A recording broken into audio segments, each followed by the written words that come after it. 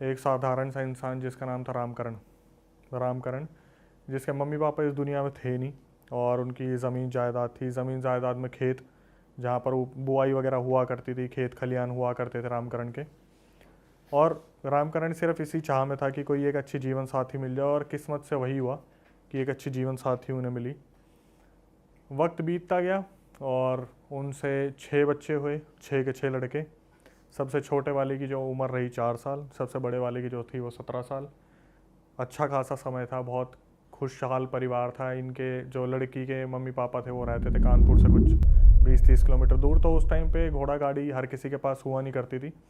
रामकरण अपना जो आना जाना था वो साइकिल पे ही किया करता था। बच्चों को ले जाना, घुमाना फिराना, सब कुछ जो था, घर घर में अच्छा खासा प्यार मोहब्बत सब कुछ थी। एक टाइम पे जो रामकरण की वाइफ थी, उनको पता नहीं पेट में क्या डिसीज़ हुई या फिर क्या पेट में हुआ, समझ नहीं आया। उनके पेट में बहुत ज़्यादा दर्द रहने लगा। अब जब आपस में बातचीत होती है, तो उस टाइम पर नहीं थी ये सारी अल्ट्रासाउंड वगैरह की टेक्निक, तो जो गांव में वैद्य हुआ करते थे वो इलाज करवाया करते थे।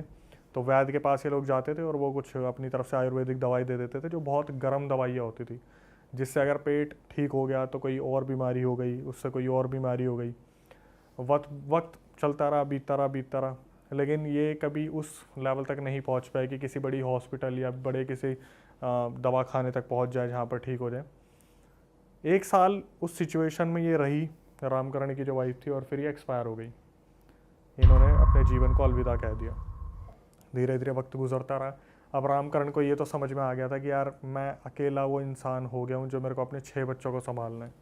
और सबसे छोटे वाले बच्चे 4-5 साल 6 साल के जो बच्चे बार बार पूछ रहे हैं मम्मी कहाँ है, मम्मी कहाँ है, उनके लिए तो वो सारी चीज़ें ऐसी थी कि समझ में ही नहीं आ रही।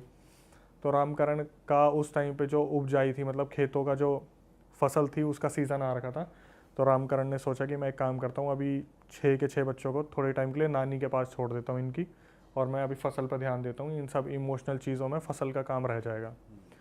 तो रामकरण क्या करता है, वही साइकिल पे एडजस्ट करके 2-3 को आगे बैठाया, 2-3 को पीछे बैठाया, निकलता है अपने, सीधा नानी के वहाँ पहुँचता है और नानी से बातचीत करता है। तो उस टाइम पर नानी का मुंह बना हुआ था, जैसे होता है कि ये रिस्पॉन्सिबिलिटी हमारे ऊपर भी थोप रहे भाई। नाना जी फिर भी खुले हाथों से बच्चों को स्वीकार लिया कि आ जाओ, कोई दिक्कत नहीं है। अब उस टाइम पे ये था कि नानी बार बार बोल रही थी कि ठीक नहीं हुआ, ठीक नहीं हुआ, ठीक नहीं हुआ।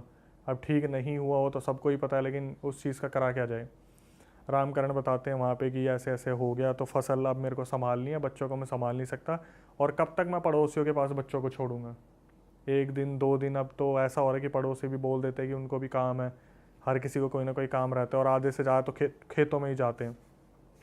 उनकी नानी ने बोला कि ठीक है, आप हमें बता दो कब तक आप आओगे, तब तक हम बच्चों को संभालते, फिर आप देखना।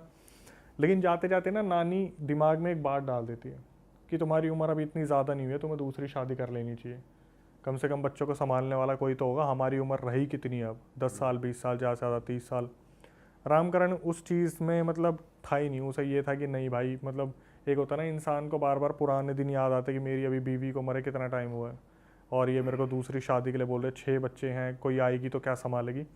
रामकरण ने ध्यान नहीं दिया, वो साइकिल उठाते और अपने घर वापस आ जाते हैं। ये अपनी फसल पे ध्यान देना शुरू करते हैं। फसल वगैरह जो लगी हुई थी, उनका दिमाग यही चल रहा था कि भाई मेरे को पैसे इकट्ठा करना है, बच्चों की परवरिश करनी है, और वैसे ही किसानों को इतना ज़्यादा पैसा मिलता नहीं उनके फसल का। फिर भी ये अपनी फसल के 2-3 महीने निकालते हैं, उसके बाद डिसीज़न बनाते हैं कि अब मैं अपने बच्चों को लेके आऊँगा। ये साइकिल उठाते हैं, अपने बच्चों को लेने के लिए निकलते हैं नानी के घर पे। और रास्ते में जब ये जा रहे थे तो इनका ध्यान पड़ता है कि साइड में ही एक बुज़ुर्ग आदमी पेट पकड़ रखा है और बहुत दर्द में है। तो ये वहाँ पे उस आदमी के पास जाते, बोलते बाबा क्या हुआ। सरल इंसान, व्यवहार के अच्छे थे, इन्होंने पूछ लिया। और वो बुज़ुर्ग आदमी बताता है कि बेटा मेरे पेट में बहुत ज़्यादा दर्द हो रहा है, अगर तेरे को कोई दिक्कत नहीं है तो थोड़ी सी आगे मेरी कुटिया है, मुझे वहाँ तक छोड़ दे। इसने पहले तो सोचा कि यार मेरे को बच्चों को भी लेके आना है, इसको छोड़ूंगा तो मैं काफ़ी लेट हो जाऊँगा। फिर दिमाग में यही आता है कि चल के भी कैसे जाएंगे बाबा। तो इसने बोला ठीक है बाबा, आप पीछे बैठ जाओ। अब ये चलना शुरू करते हैं। तो जैसे रामकरण थे, उन्होंने बाबा से पूछ लिया कि बाबा क्या हुआ, आप ऐसे कैसे बीमार हो गए चलते फिरते। तो बाबा बताना शुरू करते कि बेटा मैं क्या करूँ, हमारी तो मजबूरी है। गांव में हम रहते थे तो वहाँ पर हम नीची जाति से हैं, तो ऊंची जाति वाले हमें बहुत डांटते हैं, मुंह नहीं लगाते, तो हमें खेतों में अपनी कुटिया बनानी पड़ी। एक मेरी लड़की है, गांव वाले उस पर भी गंदी नज़र रखते थे, तो ऐसे ऐसे मैं अपने गांव से खिसक के यहाँ पे आ गया। अब फिर इसने पूछना शुरू करा रामकरण के बारे में कि आप क्या कहाँ जा रहे हो, यहाँ से कैसे निकलना हुआ। तो इसने बताया रामकरण ने कि ऐसे ऐसे 6 बच्चे हैं, बीवी एकदम से ऐसे ख़त्म हो गई, ज़िंदगी उजड़ सी गई है और दूसरी शादी के लिए बोल रहे हैं, ऐसा ठीक नहीं होता, फसल भी इस बार इतनी अच्छी नहीं हुई, पैसे भी पता नहीं कैसे होंगे, अब बच्चों को लेने जा रहा हूँ, पता नहीं बच्चों को कौन संभालेगा। तो ये रामकरण तो भरा बैठा था, इसने सब कुछ उस बाबा के आगे बोल दी। बाबा ने बोला कि ठीक है बेटा, कोई नहीं, दोनों ही दुख में है, वो कुटिया आ गई मेरी, यहीं पे मुझे छोड़ दो। तो जैसे ही रामकरण साइकिल उठाते ना जाने के लिए, तो बाबा पीछे से बोलते कि बेटा वैसे जैसे तुम्हारी जो सासू माँ है वो सही तो कह रही है, तुम्हें शादी तो कर लेनी चाहिए, अब 6 बच्चों को कौन संभालेगा। तो रामकरण ने बस ऐसे देखा, लुक दिया, और फिर वो पुरानी यादों में अपने, उनकी वाइफ का नाम रीना था, तो वो अपनी रीना के बारे में सोचने लगे और आगे बढ़ने लगे। फिर एकदम से जो बाबा थे बोलते, बेटा सुनो, तो मैं ये कह रहा था कि मेरी भी एक बच्ची है और मुझे तुम्हारा व्यवहार बहुत अच्छा लगा, मैं परख रहा था तुम्हें, और तुम्हें लगे तो तुम मेरी बच्ची से शादी कर सकते हो, वैसे भी गाँव का कोई आदमी मुझे ठीक नहीं लगता। उस टाइम भी रामकरण ने इस बारे में कुछ नहीं सोचा, वो बोलते ठीक है बाबा, मैं सोचूंगा, देखूंगा, बताऊंगा। ये पहुंचते हैं सीधा अपनी सासू ससुराल में, सासू माँ के पास। तो वहाँ पर फिर वही बातें चल रही है कि भाई तुम दूसरी शादी क्यों नहीं कर लेते, दूसरी शादी क्यों नहीं कर लेते। तो इनके दिमाग में ये चल रहा होता है, यार जहाँ जाता हूँ यही टॉपिक चलता रहता है, और पुरानी यादों से बाहर नहीं आ पा रहे हैं। तो वो जो नानी थी वो खूब बोलती है इन्हें कि तुम्हें कर लेनी चाहिए, शादी कर लेनी चाहिए। बोलते हैं ठीक है, मैं इस बार में विचार बनाऊंगा, आपको बता दूंगा। ये अपने बच्चों को लेके अपने घर आ जाते हैं। अब बच्चों को जब घर लेके आ जाते हैं, अगले दिन ये खेत में जा रहा है, 2 बच्चे किसी पड़ोसी के हैं, 2 बच्चे किसी और पड़ोसी के। सबसे जो बड़े वाले थे वो तो 17 साल के बच्चे कहाँ ही बात करेंगे, वो तो यूँ है कि यहाँ चल रहा है जो ज़िंदगी में चल रहा है, कभी बाप का हाथ बटाने चले गए खेतों में तो ठीक है, वरना अपने पढ़ाई लिखाई चल रही है, जो भी नॉर्मली चीज़ें चल रही हैं। क्या हुआ, सबसे छोटे वाला जो बच्चा था, अचानक से उसकी तबीयत ख़राब होती है। तबीयत ख़राब हुई तो पड़ोसियों ने बताया कि आपके छोटे वाले बच्चे की तबीयत ख़राब है। उसको दवाई वगैरह दिलवाई, वैद्य से दवाई दिलवाई, और फिर एक दिन क्या हुआ, सबसे छोटे वाला बच्चा उनका एक्सपायर हो गया। और जिस कंडीशन में हुआ, वो कंडीशन बड़ी अजीब सी थी। वो कंडीशन कुछ इस तरीके की थी कि बच्चा जो था वो कुछ अलग ही स्थिति में गया इस दुनिया को छोड़ के।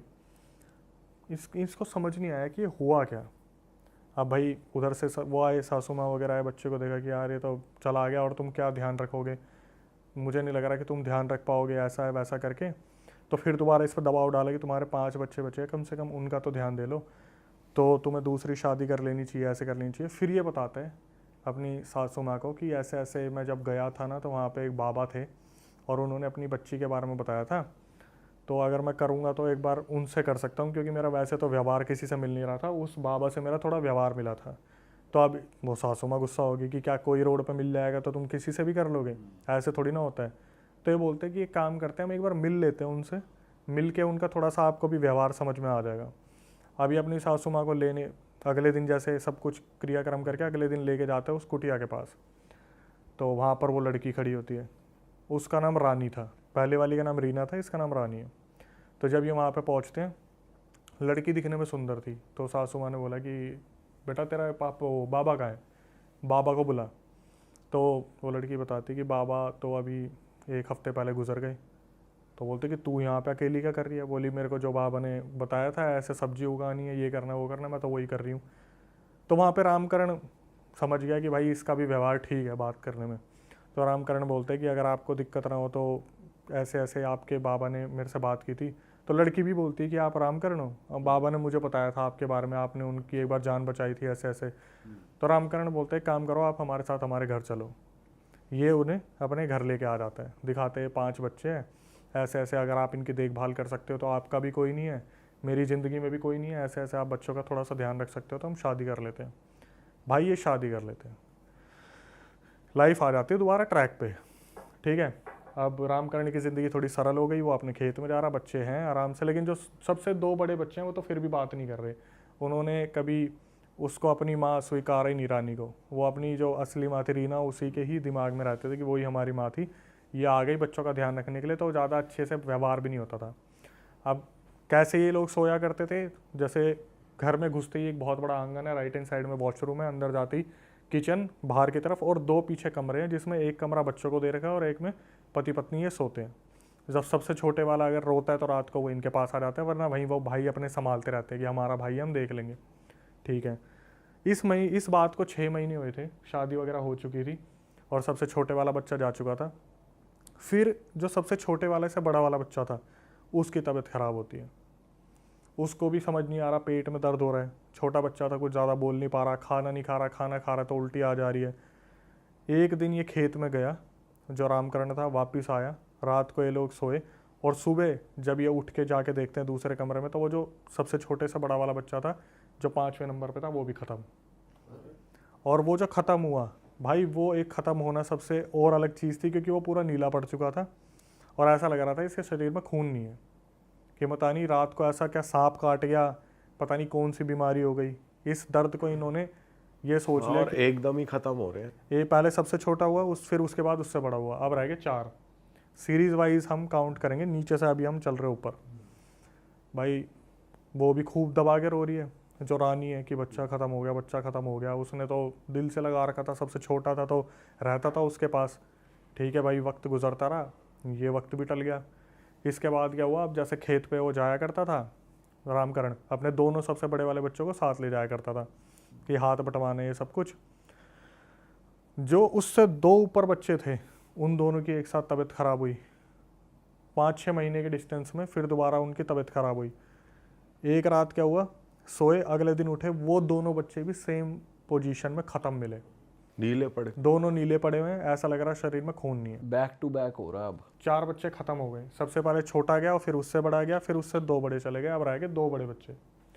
गांव वाले इकट्ठे हुए और गांव वाले रामकरण को बोलते हैं कि ऐसा है, तुम कुछ अपना ऊपरी दिखवा लो, क्योंकि इनकी माँ मरी थी जो रीना थी, ऐसा ना हो कि वो ही लेके जा रही है बच्चों को, कि ध्यान रखने वाला कोई नहीं है, तो माँ की ममता कभी कभार रह जाती है और कभी कभार ले जाती है।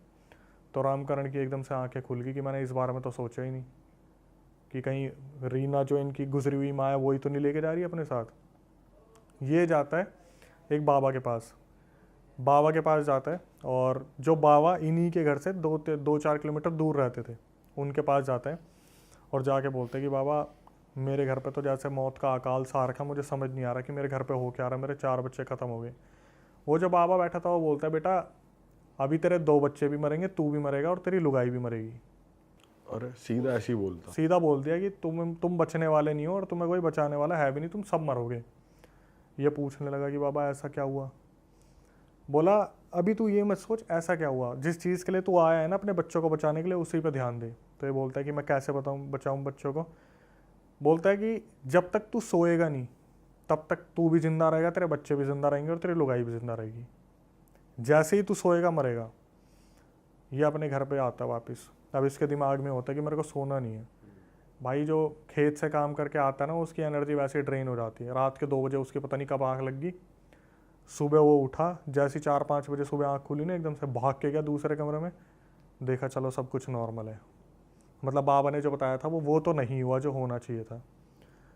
सुबह हुई, खेत गया, खेत से आते टाइम बाबा के पास गया और बाबा को बताया कि बाबा ऐसा तो कुछ भी नहीं हुआ। बाबा ने बोला कि वक्त के ऊपर छोड़ दे, कोशिश करियो, सोइयो मत। बाबा ये बोल के चले गए। अब वहाँ बैठा था शिष्य, शिष्य इसे जानता था। वो बोलता है रामकरण क्या हो गया, बड़ा आजकल तेरा इसमें धाम में आना हो रहा हमारे। बोला भाई बाबा तो बोल के चले गए सोइयो मत, मैं खेत से काम करके आता हूँ, ऐसा हो ही नहीं सकता कि मेरे को नींद ना आए। मेरे को नींद आती है। आदमी वैसे भी सोएगा ही अगर, मतलब ये तो बात ही है। हाँ, शिष्य ने बोला देख भाई बाबा ने बोला है तो कुछ तो होगा, तू एक काम कर, तेरे को मैं एक सॉल्यूशन देता हूँ, उस सॉल्यूशन को कर ले, 2-4 रात तो तेरे को नींद नहीं आएगी। ये बोला क्या करूँ। बोला जाते ना कहीं पर कट मार लियो, हाथ पे पैर पे कट मार लियो और उस पर नमक लगा लियो। उस टाइम पे यही सॉल्यूशन थे 40-50 साल पहले। कोई ना दवाई ना कुछ ना ये। बोला जहाँ कट मारेगा वहीं नमक लगा लियो तो पूरी रात तड़पता रहेगा, नींद तुझे आएगी नहीं। अगर बच्चों को बचाने के लिए गुरुजी ने बोला तो कर ले। भाई ये जाता है अपने घर पे, पैर पे मारता कट और उस पर लगा लेता नमक। अब ये पूरी तड़प रहा है, बुरी तरीके से तड़प रहा है। रात के 2:30-3 बजते ही जो इसके बगल में सो रही थी ना रानी, वो उठती है और दूसरे कमरे में जाती है। ये देखते हैं कि ये कहाँ चल दी एकदम से उठ के, बच्चों को देखने गई हो। फिर एकदम से इसे ध्यान आता, बाबा ने बोला था सोना नहीं है। ये जब उधर जाके कमरे में झाँक के देखते, ये देखता भाई इसकी जो नई बीवी थी रानी, वो 7-8 फुट की हो रखी है, पूरी सफ़ेद, उसने कपड़े नहीं पहने, लंबे सफ़ेद बाल, और वो बच्चे की तरफ घूर के देख रही है। ये समझ गया कि मैंने जिससे शादी कर ली ये ही है कोई दिक्कत। वो 7-8 फीट की हो रखी है। नॉर्मल लड़की की जगह 7-8 फीट की हो गई है। और कपड़े भी नहीं पहने कपड़े हुए। नहीं पहने, सफ़ेद शरीर, उसने बैक साइड से देखा, लंबे लंबे बाल है सफ़ेद, इसकी सांसें ऊपर नीचे हो गई। इसने इसको ध्यान आया कि ऐसे सिचुएशन में क्या करा जा सकता है। वह अपने कमरे में वापस आया और चिल्ला के बोला रानी। तो वो वापस भाग के आई और जब आई तो बिल्कुल नॉर्मल। बोली क्या हुआ क्या हुआ? बोले तू कहाँ गई थी? बोले कि मैं बच्चों को देखने गई थी, आराम से सो रहे नहीं सो रहे। तो इसने दिमाग लगा, बोले कि मेरे पैर में आज कट लग गया इतना बड़ा, इस पर दवाई वगैरह लगा, मेरे को नींद नहीं आ रही है। तो वो अपने पट्टी वट्टी करने बैठ गई। अब ये वही दर्द का करता रहा और वो आके बगल में सो गई। अब इसे समझ में आ गया था कि क्या हो रहा है कांड, कि इसने जो नई शादी करी है उसी से ही दिक्कत हो रही है। ठीक है, जैसे ही सुबह हुई ये खेत छोड़ो सीधा गया बाबा के पास और बाबा को बताया कि ऐसे ऐसे मैंने वो चीज़ देखी है। तो बाबा बोले मैंने भी तो यही कहा था, जब तक जगेगा तब तक बचोगे, सोते ही वो तेरे बच्चों को लेकर चली जाएगी। अब इसने हाथ पैर जोड़ने शुरू करें कि बाबा बचा लो, मेरे 4 बच्चे तो वैसे ही ख़त्म हो गए, अब 2 बच्चे बचे हैं उनको भी ले जाएगी, ऐसे कैसे मैं छोड़ दूँ मेरे बच्चे। बाबा ने बोला देख बेटा, किसी भी एक बच्चे को बचा सकता है तू, किसी एक बच्चे को बचा सकता है, किसी एक को तो ये लेके जाएगी ही जाएगी। अब ये बोलता है कि मैं किस बच्चे को बचाऊं? और बाप उसने फिल्म पूछा बाबा से कि ये है क्या चीज की। आगे खुलेगा सब कुछ। अच्छा। तो इसने बोला कि क्या कर सकते हैं? तो वो बाबा ने बोला देख, सबसे बड़े वाले बच्चा तेरा 17-18 साल का है, उसने ज़िंदगी जी रखी है, उसको जाने दे। और जो 5वें नंबर का बच्चा है वो तेरा अभी 14-15 साल का है, उसे जीने दे। सबसे बड़े वाले ने जो सबसे ज़्यादा ज़िंदगी देखी है उसका बलिदान कर और उससे नीचे वाले को रहने दे। अब ये बोलता है फिर करूँ क्या? तो ये बोलता है एक काम कर, जो 5वें नंबर का बच्चा है ना, जो छोटे वाला है जिसे बचाना है, उसको आज कोई भी ठस्सा दे के किसी पड़ोसी को सुला दे। ये बोलता है और कोई चारा कुछ ऐसा हो जिससे मैं बच सकूं? सीधा बोलता है और कोई ऑप्शन नहीं है, ज़्यादा दिमाग चलाएगा तो दोनों बच्चों को ले जाएगी वो, एक को तो बचा कम से कम। यह आता है घर पे वापस। अब जो इनकी पूरी प्लानिंग हुई थी कि बाबा मैं बचूंगा कैसे इन सब चीज़ों से, अगर मैं आपके बताए रास्ते पे चल रहा हूँ। तो बाबा बोलते देख ऐसा है, जैसे ही आज रात वो तेरे बच्चे पे हमला करेगी, तू मेरे पास आएगा और मैं अपने शिष्यों के साथ तैयार बैठा रहूँगा। आगे मैं बताऊँगा क्या करना है, बस तू इतना ध्यान में रखियो, तेरा बच्चा गायब हो और तेरे को भाग के मेरे पास आना है। ये बोलता है ठीक है। वो ये अपने कट मारा होता है, पैर में नमक लगाया होता है, दर्द हो रहा होता है। ये देखता है 2:30-3 बजे वो उठी, जो रानी थी, दूसरे कमरे में गई। अब जैसे ये होता है ना कि मैं एक बार बचाने की अपने बच्चे को कोशिश करूँ, ये उस कमरे में घुसा और देखा रानी जो थी वो हवा की स्पीड से वहाँ से बच्चे को लेके हाथ में गायब। दीवार आर पार। दीवार तो भाई वो बताया था ना, कमरे के बाहर ही आंगन था, वो पार गई। अच्छा। ये बस यूँ चिल्लाता रह गया रानी, इतने में तो वो हवा में पार गई। बच्चे को हाथ में उठा के, चुड़ैल डायन जो भी हो, पिशाचनी, आगे पता चलेगा।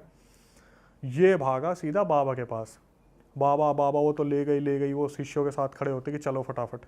इसको बोलता रामकरण को मेरे को वहाँ पे लेके चल जहाँ पे वो बाबा और कुटिया और वो बच्ची तेरे को मिली थी।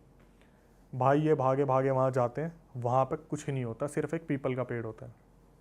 मतलब रामकरण के साथ छलावा हुआ था, सिर्फ और सिर्फ एक पीपल का पेड़। ये देखना शुरू करते हैं, बाबा को बोलता बाबा आपने तो बोला था मेरे बच्चे को कुछ नहीं होगा, आप बचा लोगे। बोलता बच्चे को देखना शुरू करो इधर उधर। तो पीपल के पेड़ के पीछे सबसे बड़ा वाला बच्चा पड़ा हुआ था इनका। अब उसे उठाए तो वो उठे ना, और कोई नहीं, कोई भी नहीं, सिर्फ और सिर्फ वो 6 नंबर का सबसे बड़ा जो बच्चा था वो बेहोश पड़ा था। बाबा ने अपना अभिमंत्रित पानी वानी मारा, फूक वहाँ जो भी था फूका वहाँ पे। बच्चा होश में आया, उससे पूछना शुरू करा तू कैसे आया यहाँ पे, तेरे को मालूम है? वो बोलता है मैं तो सोने के लिए लेटा था, उसके बाद तो मुझे कुछ याद ही नहीं है। अब ये बोलते कि ये हो क्या रहा है। जो बाबा थे वो बोलते एक काम कर, मुझे अपने ससुराल में लेके चल, तेरी सासू ने तो देखा था ना उस लड़की को, यहाँ पे कुटिया थी ना, चल एक बार वहाँ पे तेरी सासू माँ से बात करते हैं। ये पहुँचे सासू माँ के घर पे। वहाँ लगी हुई थी भीड़। अब ये जब अंदर गए तो इन्होंने देखा कि सासू माँ उसी पोजीशन में पड़ी है, मरी हुई, और शरीर नीला और खून शरीर में है नहीं। जो नानी थी। हाँ। ये पूछना शुरू करता है नाना से ये क्या हुआ। तो नाना बताता है भाई ये तो सोई थी और पता नहीं क्या ही हुआ, इसके कौन सा बिच्छू लड़ गया, इसके पता नहीं सांप लड़ गया, हुआ क्या समझ में नहीं आया। भाई वो जो बाबा थे वो अपना दिमाग चलाना शुरू करते हैं कि यहाँ पे कुछ तो गलत है। आगे पीछे लोगों से बातचीत करते हैं कि यहाँ पे कोई साला तांत्रिक वांत्रिक रहता है क्या, जो कोई नामी ग्रामी तांत्रिक हो। तो उनमें से कुछ लोग बताते हैं हाँ वहाँ पे तांत्रिक रहता है।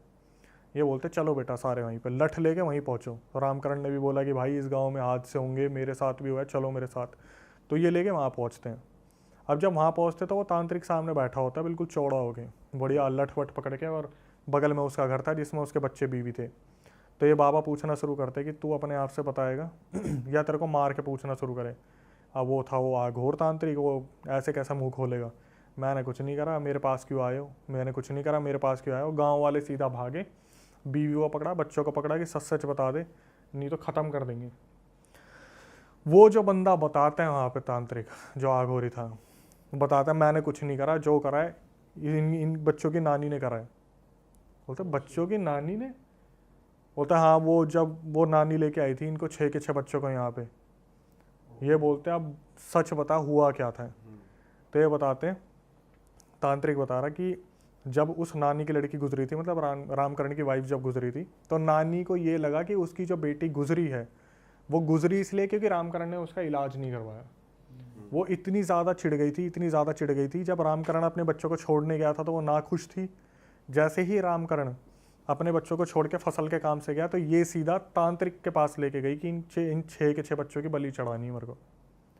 इनकी माँ ख़त्म हुई और इनके बाप ने जो है मेरी बेटी ख़त्म करी है, इनकी बलि चढ़ानी है। तो वो तांत्रिक बोला मुझे क्या मिलेगा? तो वो बोली बलि चढ़ा और जिसको देनी है दे। और बस ऐसे ही बलि चढ़वानी थी, उसको कुछ बदले में कुछ नहीं चाहिए था, उसी को ही नानी को कुछ नहीं चाहिए, नानी को तो खत्म होते देखना सब कुछ, कि रामकरण के चेहरे पे मुझे वो दुख देखना है जो मैं आज अपनी बेटी को खो के देख रही हूँ।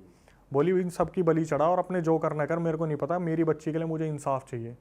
वहाँ से तांत्रिक दिमाग देते हैं कि देखो अभी अगर बलि चढ़ गई तो आप पे इल्ज़ाम आएगा, एक बार रामकरण को आने दो और बच्चों को वापस ले जाने दो, उसके बाद मैं अपने आप सब कुछ करूँगा। भाई उसके बाद उस तांत्रिक ने क्या करा, नानी को बोला कि आप कल बच्चों को लेके मत आना, कल आप खाली हाथ आना, मैं बताऊँगा आपको करना क्या है। जब अगले दिन ये जाती है नानी, तो वो तांत्रिक बोलता है कि आपको उसको बस ये फोर्स करना है कि वो शादी करे, दूसरी शादी करे। वो जो पूरा छल था ना वो तांत्रिक ने रचा था कि वो बुड्ढा जो मिला, उसकी कुटिया, उसकी कुटिया, उसकी बेटी, सब कुछ छलावा था वो। इसने क्या करा था, जो तांत्रिक था इसने क्या करा, जो इसको पिशाच की सिद्धि थी ना, इसने एक रात जब नानी को बोला था आप कल आना, उस रात अपने पिशाच जो गुरु थे उससे बात करी कि ऐसे ऐसे जो है वो बलि आ रखी 6 और भोग चढ़ाऊंगा आपको। तो पिशाच ने बोला कि पूरा छल रचा जाएगा और ऐसे ऐसे उस रास्ते पे ऐसे ऐसे उसको वो मिलेगा, पर सबसे बड़े वाले लड़कों की बलि मुझे चाहिए। जो पिशाच था सबसे बड़ा, उसने बोला सबसे बड़े वाले बच्चों की बलि मुझे चाहिए, 2 की, और दो पिशाच मैं अपने दे रहा हूँ, एक 2 की बलि लेगा, एक 2 की बलि लेगा। 4 तो जा चुके थे, 2 बचे थे, वो सबसे बड़े वाले पिशाच के थे। पिशाच ने क्या कर रखा था, 5वें नंबर के बच्चे की आहुति के लिए पूरा प्रोग्राम रच रखा था उस पेड़ के पास। हुआ क्या, लाना था 5वें बच्चे को, और बाबा को पता था कि 5वें बच्चे की बलि चढ़नी है। बाबा ने 5वें बच्चे को भेज दिया पड़ोसियों के घर पे, और छठा बच्चा ये उठा के ले गए। छठे बच्चे का नंबर अभी आया नहीं था मौत का। छठे बच्चे को देखते ही पिशाच ने उसे वहीं छोड़ दिया, और जिसने ये पूरा कार्यक्रम करा था वो थी नानी। पिशाच ने उसकी बलि ले ली नानी की, कि धोखा दे दिया। हाँ। अब हुआ क्या, सारे बोले गांव वाले इसको जान से मारेंगे। वो बोले नहीं नहीं नहीं, इसको नहीं मारेंगे हम, इसको यहीं छोड़ दो इस तांत्रिक को। अब गांव वाले बोल रहे ये क्या कर रहे हो आप, ये कल को किसी और के साथ करेगा। बोले नहीं नहीं तुम चलो यहाँ से, मैं तुम्हें गांव में बताऊंगा। बाबा सबको अपने साथ लेके आ गए। अब सारे पूछने लगे कि आपने क्यों छोड़ा। बोला इसे ऐसे कर्मों की सज़ा खुद मिलेगी। जो छठे बच्चे की बलि है ना, अब वो पिशाच इसी की बलि लेगा। 5वें बच्चे की जगह नानी गई, छठे की जगह ये जाएगा अब, क्योंकि जो सब कुछ बनाया हुआ था वो सारा का सारा खराब हो गया। और पिशाच लेके ही मानता है, एक बार 2-3 दिन के अंदर वो जो तांत्रिक था वो खत्म। वो जो पिशाच था वो उसकी भी बलि ले गया, नानी भी गई, उधर वो करने वाला भी गया, वो 2 बच्चे बच गए, और रामकरण की जिंदगी फिर ऐसे ही बीती। भाई ये तो मूवी की कहानी लग रही है एकदम। अलग भाई, ये केस आपके पास कैसे आया, ये कैसे? रिकॉर्डिंग किसने बताया ये जो? हाँ, ये बहुत अच्छा क्वेश्चन है। जो बताने वाला है ना, बताने वाला हमारा जो सब्सक्राइबर है, उसका जो दोस्त है जिसके पूरे रिलेटिव में हुई थी, वो रामकरण के बच्चों का बच्चा है। जो उसने उसे बताई वो वहाँ तक हमारे तक आई है। अच्छा, तो इतनी पुरानी कहानी है। रामकरण के जो सबसे 2 बड़े बच्चे थे, उनके जो बच्चे हुए हैं, उसमें से एक ने आके सब्सक्राइबर को बताया कि हमारे परिवार में ऐसा हुआ, उसने हमें पूरी रिकॉर्डिंग में भेजा। ओ भाई साहब। और वो जो बुड्ढा था वो भी पिशाच ही था एक तरीके का, जो उसे मिला था पड़ा हुआ रास्ते में, सब चला सब वही। भाई सब, वो कौन थे? वो 2 छोटे पिशाच थे जो 2-2 बच्चों की बलि ले रहे थे, एक औरत के रूप में, एक बुड्ढे के रूप में। और ये भी अलग है, 7 फुट की हो गई 3 बजे। वो भी पिशाच नहीं थी। बताओ कैसा बहन ब्लैक मैजिक है। नानी का बदला, हाँ, नानी का कोहराम। सही में नानी सही मर गई, सही हुआ नानी के साथ। जो जैसा करेगा भाई भरेगा, लेकिन 4 बच्चों की बलि तो चढ़ी गई। सही में यार। और बीवी नॉर्मली मरी थी, तांत्रिक ने कुछ बताया? बीवी जो थी वो तो वो पेट दर्द की वजह से ही गई थी वो तो। बीमार होके मरी थी। बताओ भाई, ये भी गलत सीन होते हैं इंडिया में। अरे वाह, आपने ये वीडियो यहाँ तक देख ली भाई, तुमने हमारी मेहनत सफल कर दिया। तुम ही लोग हो असली रियल हिट। और अगर आपको बहुत मजा आ रहा है ऐसी क्लिप्स में, ऐसी वीडियोस में, तो फटाफट जाइए प्लेलिस्ट पे, बिंज वॉच कीजिए, सारी वीडियोस देख डालो और मौज काटो। That is it. हम मिलेंगे नए पॉडकास्ट में, नई क्लिप में। Till then bye bye, see you, take care, do subscribe. Best of Real Talk Online. Okay, bye bye.